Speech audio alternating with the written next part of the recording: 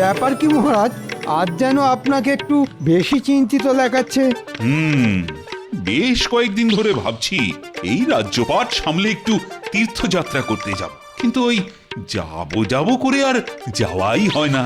না না মহারাজ, মন যখন চাইছে তখন না হয় মহারানীকে সঙ্গে নিয়ে আপনি বেরিয়ে পড়ুন তীর্থযাত্রা করতে। ঠিক বলেছ মন্ত্রী, এবারে যেন মনটা বড্ড টানাটানি করছে।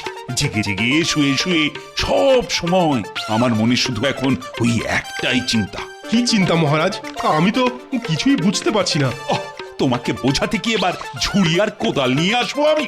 আরে বাবা, মহারাজের মনে এখন শুধু তীর্থযাত্রার চিন্তা। এ তো অতি উত্তম চিন্তা মহারাজ, আপনি তীর্থযাত্রার জন্য প্রস্তুত হন। যাবো তো বটে, কিন্তু এদিকে যে এই রাজ্যপাট। সভায় আসতে না আসতেই যে যাওয়ার গল্প শুনছি, তা কোথায় যাবেন মহারাজ? আমি জানি আমি এবার সব বুঝে গেছি।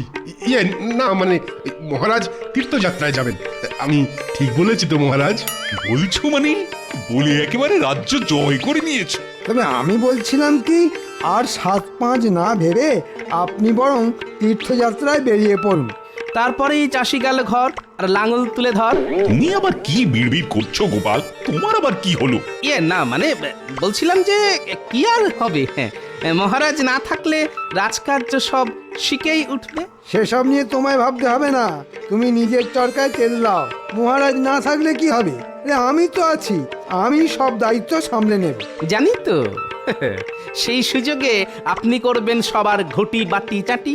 না না, ঘটি বাটি নয়, তীর্থযাত্রায় গেলে আমি ওই একেবারে ঝাড়া হাত পা হয়েই যাব। তবে মহারাজ, আমি বলছিলাম কি, তীর্থযাত্রার জন্যে কালই একটা ভালো তিথি আছে।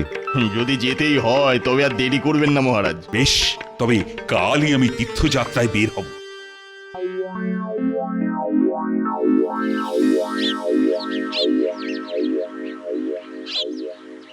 ও বাবা, সবাই যে দেখছি আমাকে বিদায় জানানোর জন্য একেবারে সাত সকালে এসেই জড়ো হয়েছ। আপনি তীর্থযাত্রা করে পুণ্য করবেন, আর আমরা আপনাকে বিদায় জানিয়ে সেই পুণ্যের কিছুটা কুড়িয়ে নেব। বাহ বাহ বাহ বাহ, এটা মন্দ নয়, মতলবটা বেশ ভালো। হ্যাঁ মহারাজ, কথাতেই তো আছে ঘ্রাণেনং অর্থ ভোজনং। ভোজনই করো আর শয়নই করো, সামলাতে তো আমাকেই হবে। যে খায় ননি তাকে যোগায় চিন্তামণি। তাই আমাদের কথা অতটা না ভাবলেও হবে মন্ত্রী মশাই। মন্ত্রী দেখছি এখন থেকেই বেশ চাপ নিয়ে ফেলেছে। আমার ওপর দায়িত্ব দিয়ে আপনি নিশ্চিন্তে তীর্থযাত্রা করে আসুন মহারাজ, আমি এদিকে সব সামলে নেব। আর মন্ত্রী মশাইকে না হয় আমি সামলাবো। উনি যদি ডালে ডালে যান, আমি তাহলে পাতায় পাতায় যাব। হ্যাঁ, সেই বরং ভালো। তোমরা যে যেদিকে পারো যাও, একদিন তোমাদের কাউকেই আর কোনো দায়িত্ব কাঁধে তুলে নিতে হবে না। সে আবার কি মহারাজ? আমাদের কি কাজকর্ম নেই? ভেবেও দেখলাম তোমাদেরও না মাঝে মাঝে ছুটি দেওয়া দরকার। এটা আপনি একেবারে আমার মনের কথা বলেছেন মহারাজ। জানি তো, আর তাই আমি যখন তীর্থযাত্রায় থাকবো তখন রাজসভাতে সবার বেশ অনেক দিন ছুটি থাকবে। সে আবার কি, ভাবলাম কয়েকদিন দিব্যি রাজ্য শাসন করব, তা নয় একেবারে ছুটি। ছুটি ছুটি ছুটি, খাবো গরম গরম রুটি, গরমকালে পটল ঝিঙে, শীতে মটরশুঁটি। হ্যাঁ হ্যাঁ, এই কদিন তোমাদের সবার কাজের ছুটি। যে যার মতো খাও দাও, আমোদ প্রমোদ করো। আরে এ তো মেঘ না চাইতেই জল মহারাজ। অসময় এমন ছুটি দিয়ে আপনি তো একবারে চমকে দিয়েছেন। চিন্তা নেই পণ্ডিত, চিন্তা নেই, চমকের আরো বাকি আছে। তার মানে চমকের ওপর চমক। মনে হচ্ছে মহারাজ মনে মনে বেশ ভালোই ফন্দি ফিকির করেছে। এখন যাওয়ার আগে আমি রাজসভাসদদের মধ্যে বাছাই করা দুজনকে তাদের রসনা তৃপ্তির জন্য দুটো উপহার দিতে চাই। বাছাই করা? তার মানে সবই ভাগ্যের ব্যাপার। সেই দুজন ভাগ্যবান কে মহারাজ? আর যেই হোক তুমি নও। ও, খাবার কথা শুনেই জিভ একেবারে লগলগ করে উঠল। সময় পেলে আমি অবশ্য গণনা করে বলে দিতে পারি। গণনা করতে হবে না, কারা উপহার পাবে সেটা আমি একটা ওই ভাগ্য নির্ধারণ পরীক্ষার মধ্যে দিয়েই ঠিক করব। কিন্তু উপহার দুটি কি মহারাজ? উপহার দুটোর মধ্যে একটা গাছে পাওয়া যায়, আরেকটা মাঠে পাওয়া যায়। তাহলে শুরু করুন মহারাজ, আপনার ভাগ্য নির্ধারণ খেলা। এই ঝোলার মধ্যে 8টা চিরকুট আছে। তার মধ্যে দুটোতে লেখা আছে সেই উপহার। এবার সবাই এসে একটা করে চিরকুট তুলে ফেলো।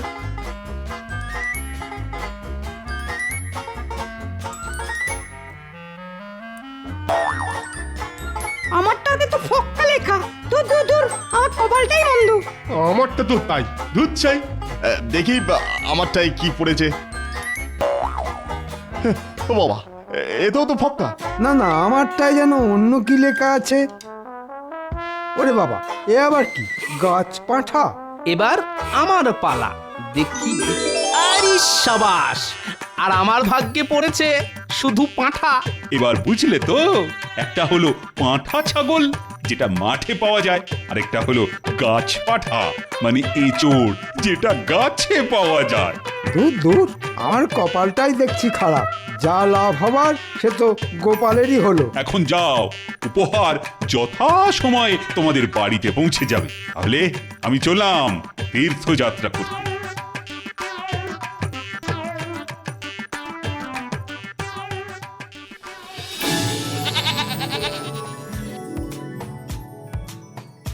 কি গো গিন্নি, দেখে দেখে কেমন একটা দাও মেরেছি দেখেছ? দাও আর কি, কপালে ছিল তাই পেয়েছো। সেই জন্যই তো বলে কপালের নাম গোপাল। তবে যাই বলো আর তাই বলো, পাঁঠাটা কিন্তু খুব নাদুস নুদুস হয়েছে, হ্যাঁ? আর স্বাস্থ্যবানও বটে। খাবো কি, দেখেই পেট ভরে যাবে। এই তবে না, আমার ভয় হচ্ছে কেউ আবার নজর দিয়ে দেবে না তো। নজর দিলে?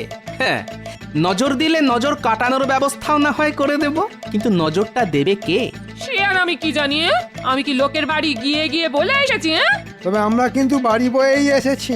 আর যেটার জন্য আশা সেটা দেখতেও পেয়েছি। ও মা, এ আমার কি সৌভাগ্য!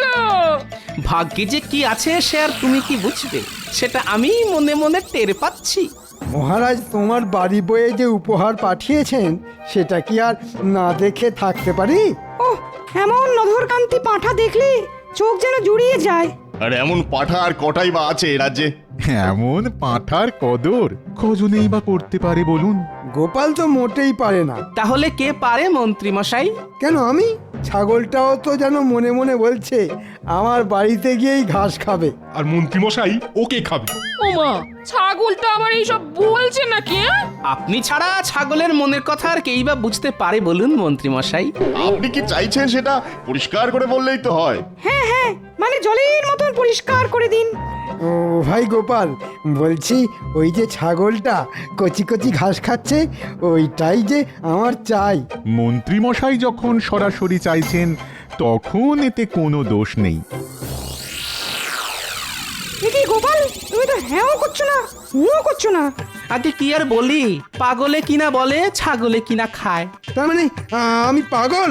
আপনি যে কি সেটা আর আপনার থেকে ভালো কে জানে মন্ত্রী মশাই? কিন্তু তুমি কি জানো সেটা তো বলবে নাকি? আমার পাঠা আমি দেব না, পরিষ্কার। তাহলে এটাই তোমার শেষ কথা? আমার অনুরোধ তুমি রাখবে না ভাই গোপাল? কি করে রাখি মন্ত্রী মশাই, কথাতেই তো আছে ভদ্রলোকের এক কথা। বটে, তবে আমিও দেখছি ওই পাঁঠার মাংস কার মুখে ওঠে। আপনি কি কিছু বললেন মন্ত্রী মশাই? হ্যাঁ মানে না, না দিলে আমি কি আর কেড়ে নিয়ে যাব? ঠিক আছে, তোমার পাঁঠা তোমারই থাক। মহারাজের দেওয়া উপহার যার ঘরে আছে তারই থাক। বলি, মন্ত্রী মশাই যে কি বলে গেল আমি তো কিছুই বুঝলাম না। কিন্তু আমি তো বুঝে গেছি গিন্নি, পুরো ব্যাপারটাই এখন আমার কাছে জলের মতো পরিষ্কার। মন্ত্রীমশাই এতবার বললেন তবু গোপাল শুনলো না। এই কাজ করা গোপালের উচিত হলো না। আমার তো মনে হচ্ছে পাঁঠাটাকে খপ করে ধরে ঝপ করে এখানে নিয়ে চলে আসি। না না, আমার মনে হচ্ছে কাজটা অতটা সহজ হবে না। কিন্তু মন্ত্রীমশাই তো কিছুই বলছেন না, আমরাই খামোখা ভেবে মরছি। আমি আর কি ভাববো? সোজা আঙুলে যখন ঘি ওঠেনি তখন আঙুলটা বেঁকাতেই হবে। আঙুল বেঁকানো তুচ্ছ ব্যাপার, আমি ইস্পাত দণ্ড গায়ের জোরে বেঁকিয়ে দিতে পারি। হ্যাঁ, ওহ, মহারাজ কি সাথে বলে যে তোমার মাথায় গোবর পোড়া আছে?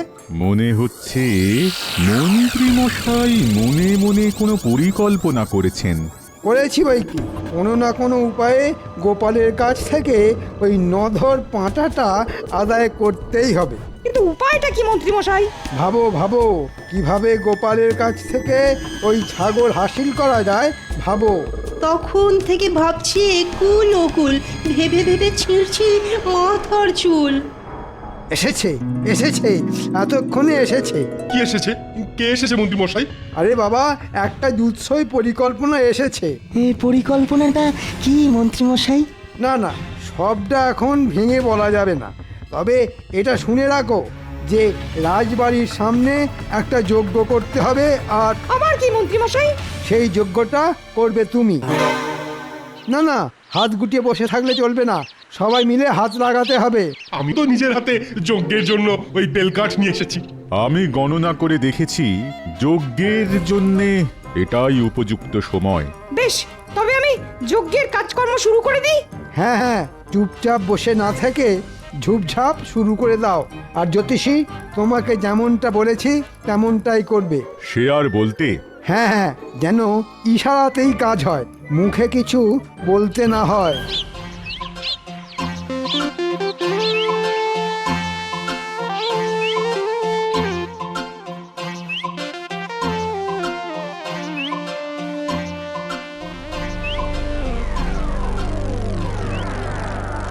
চালাও পণ্ডিত, আরো জোরে চালাও, আর কিছু না হোক জাঁকজমকটা দেখাতে হবে। পণ্ডিত যা ছড়িয়ে বসেছে তাতে আর কিছু হোক না হোক ওই লোক জানাজানিটা বেশ ভালোই হবে মনে হচ্ছে। লোকজন নয়, শুধু গোপাল জানলেই আমার কাজ হয়ে যাবে। তাহলে ধরে নিন আপনার কাজ হয়ে গেছে। কেন কেন? ওই দেখুন, গোপাল তো গুটি গুটি পায়ে এদিকেই আসছে।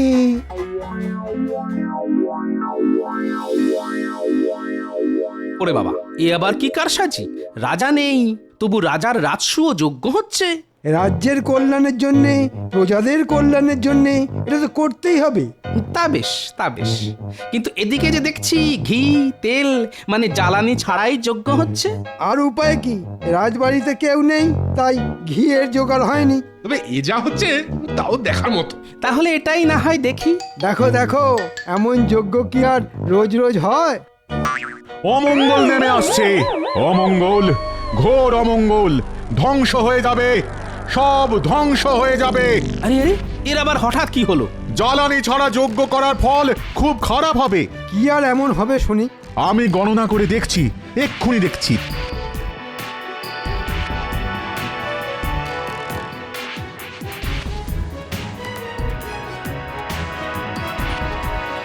সর্বনাশ, সর্বনাশ, চরম সর্বনাশ।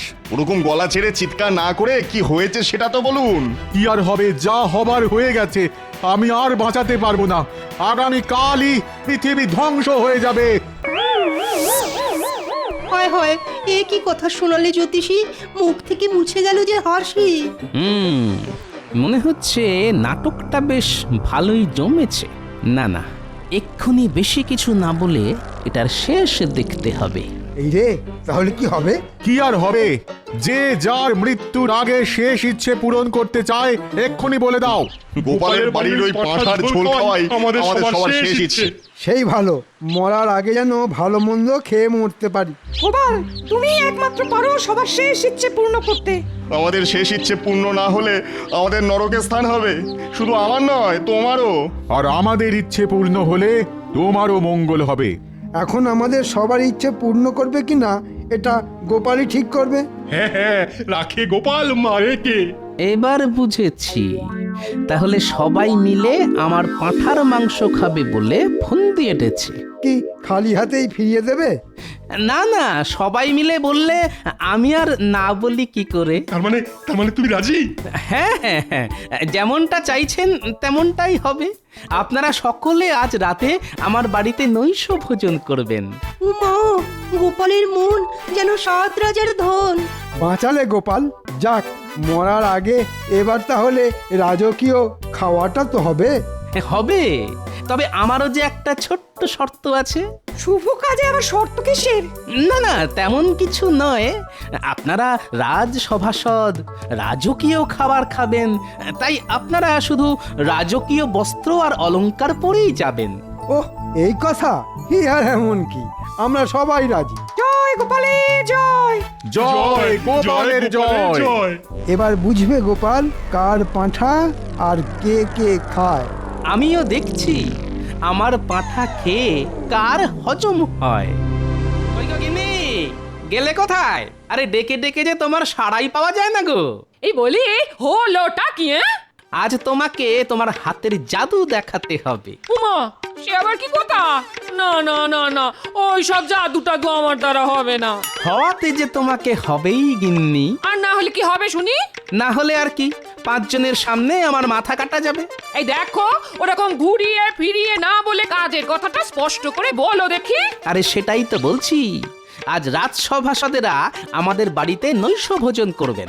নৈশভোজ? এই মানে রাতের খাবার? তা কি আনন্দে খাবে শুনি? আনন্দে নয় গিন্নি, বরং বলো দুঃখে। এই মরেছে, দুঃখ আবার কিসের? দূর দূর দূর, আমার আবার সব কেমন গুলিয়ে গেল। হ্যাঁ, আগামীকাল নাকি পৃথিবী ধ্বংস হবে, আর আজকে তাই আমাকে সবার শেষ ইচ্ছে পূর্ণ করতে হবে। এবার বুঝলে গিন্নি? ও সবার শেষ ইচ্ছে বুঝি তোমার এই পাঁঠার মাংস খাওয়া? আহ, এই না হলে তুমি আমার গিন্নি? একেবারে ঠিক ধরেছো। সবাই যখন খেতে চাইছে তখন আর মায়া বাড়িয়ে কি হবে? আমি না হয় ভালো করেই মাংস রেঁধে খাবো। হ্যাঁ হ্যাঁ, তুমি তোমার কাজ করবে, আর আমিও ঠিক সময়ে আমার কাজ করে ফেলবো। সে আবার কি কাজ গো? সেটা যথাসময়েই দেখতে পাবে। এখন চটপট রান্না করে ফেলো, অতিথিরা এলো বললে।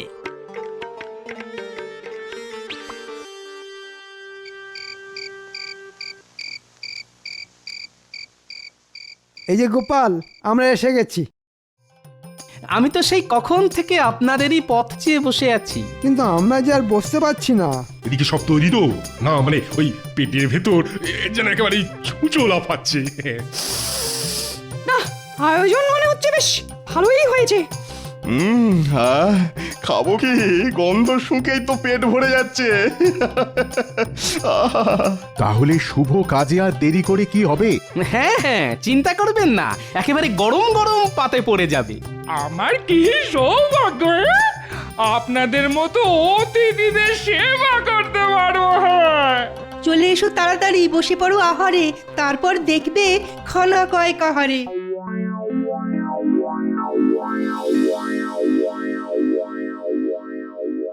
ওহ, পাঁঠার মাংসটা চমৎকার হয়েছে।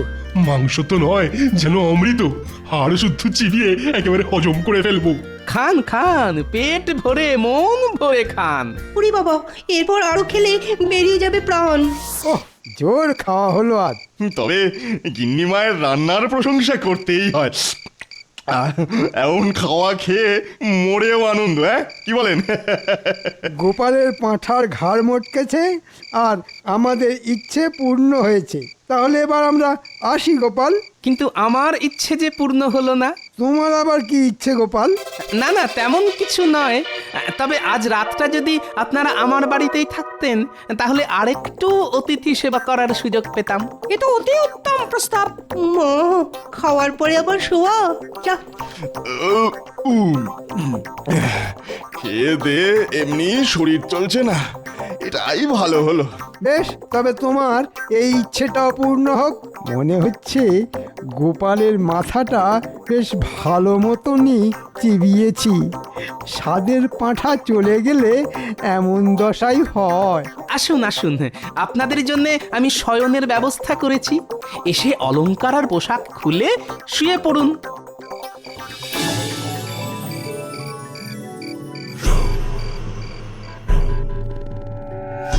পাঁঠার মাংস দিয়ে ভুঁড়ি ভোজ সেরে সবাই বেশ জমিয়ে ঘুম দিচ্ছে। এটাই তো আমি চাইছিলাম।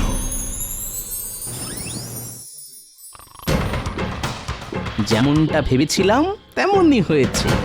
অলংকার পাশেই খুলে রেখেছে, আর ঘুমানোর সময় রাজকীয় পোশাক ঘরের দড়িতে মেলে রেখেছে। না, সবাই দেখছি গাঢ় ঘুম দিচ্ছে, তাই কাজের কাজটা এখনই করে ফেলতে হবে।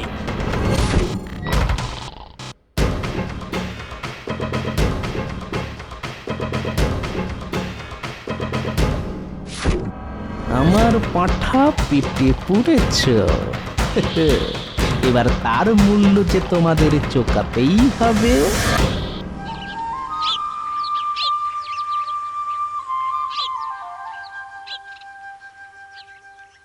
আরে আরে, ব্যাপার কি? পোশাকগুলো সব গেল কোথায়? শেষে কিনা কপালে এই ছিল। এই আবার কি রকম অরাজকতা? আরে আরে, সবাই যে দেখছি উঠে পড়েছেন। কেন, মনে হচ্ছে দেখে যেন একেবারে চমকে যাচ্ছ। সবাইকেই জানাই সুপ্রভাত। প্রভাতটার শু হলো কই? পোশাক আশাক সবই তো দেখছি গায়েব হয়ে গেছে। কিন্তু আমাদের অত দামি পোশাক সব গেল কোথায়? ওদের কি রাতারাতি পা হলো নাকি ডানা গজালো? তা কেন হবে? আসলে ওই জামা কাপড় হাতে বেচেই তো আমি এই পাঁঠা কিনে এনেছি। হ্যাঁ, বেচে দিয়েছো, কিন্তু কেন? আজ তো পৃথিবী ধ্বংস হয়ে যাবে, সবাই পরলোকে চলে যাবে। মানুষ খালি হাতে পায়ে এই পৃথিবীতে এসেছে আর খালি হাতে পেয়েই যাবে। তাই কাপড়ের আর কি দরকার মন্ত্রী মশাই? তারপরে তুমি সব বেচে দেবে? হ্যাঁ, না না, মরে গেলে তো কিছুই থাকবে না। আপনারা আমার পুরস্কারের প্রাপ্য পাঁঠা হজম করেছেন, আমি তো আর রসনা তৃপ্তি পূরণ না করে থাকতে পারি না। তাই আমিও এটা নিয়ে এলাম। একটা পাঁঠা গেল, তার বদলে আবার একটা চলে এলো। আপনার চাল অনেক আগেই ধরে ফেলেছে গোপাল। তাই তো দেখছি। এই বেশ ভালো হলো, কারো ইচ্ছেই আর অপূর্ণ থাকলো না। কি মন্ত্রী মশাই, কেমন দিলাম?